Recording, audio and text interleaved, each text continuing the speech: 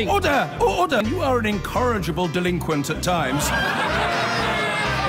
Behave yourself, man!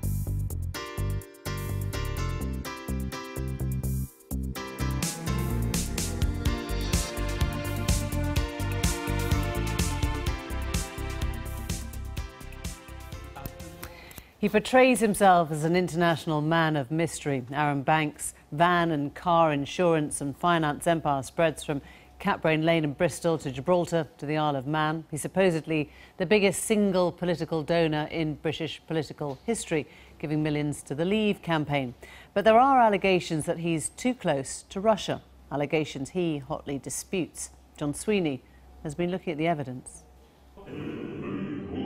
Remember this man? Arron Banks is, they say, Britain's biggest ever political donor.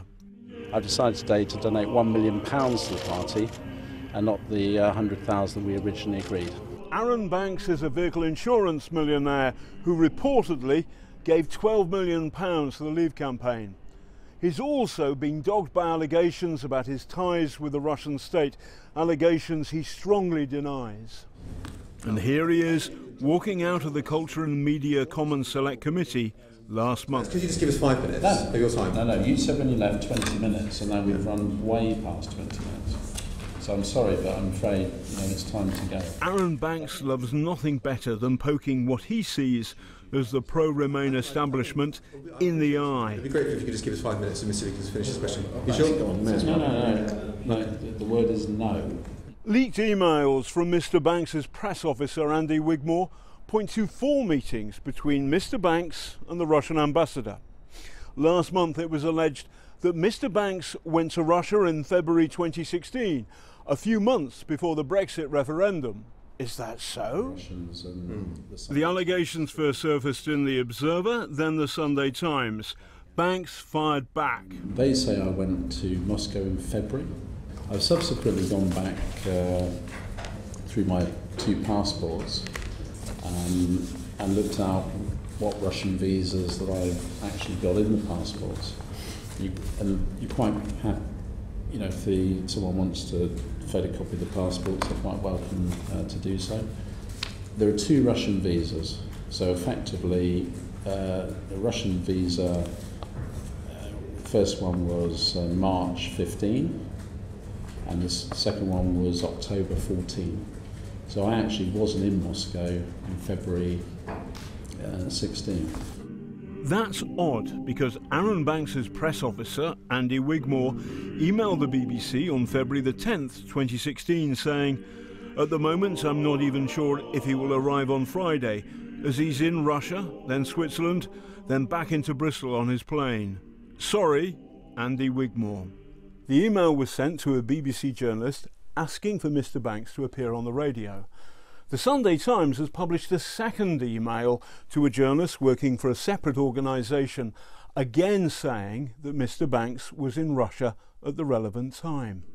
Wigmore writes to a journalist saying, "Just had word from Arron. He's been delayed in Russia and won't be back on Friday for the planned interview." Mr. Banks has a perfectly good reason to visit Russia whenever he wants. His family. He has 3 children by his Russian wife, Katya Padlarina. Here she is, tinkling the ivories. Team Banks also say that they've had multiple meetings with US intelligence and embassy officials, which they say the US embassy have confirmed. But Mr. Wigmore did give an explanation to the MPs why he and Mr. Banks might mislead journalists over fake trips to Russia. Just so you know, because I can remember teasing many journalists when they ask, "Where is Arron?" I would often used to say he's in Moscow, he's in Russia, because of the variety of stuff that had just come out about Arron being an agent from a document which is called the Atlantic Council document, which accused him of being absolutely all those things. We teased people about it. But that Atlantic Council document wasn't published until November 2016.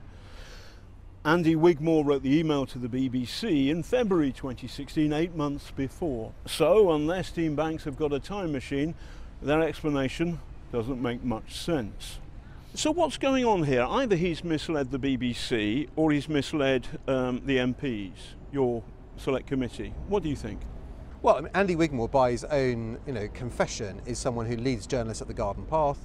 He gets things wrong. He tells lies. Andy Wigmore's response to this, which will inevitably be, "He wasn't in Russia, I made that up," I think that is highly questionable.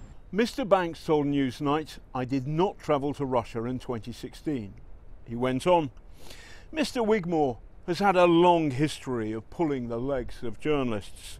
Frankly, the whole Russian witch hunt thing is identical to the US version, seeking to undermine President Trump and now Brexit.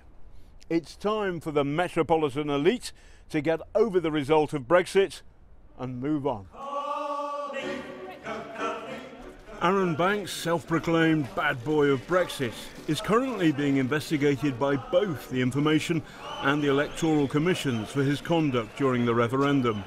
Perhaps the authorities might take a look at whether in the months running up to the vote he did or didn't go to the land where the folk have snow on their boots. That was John Sweeney.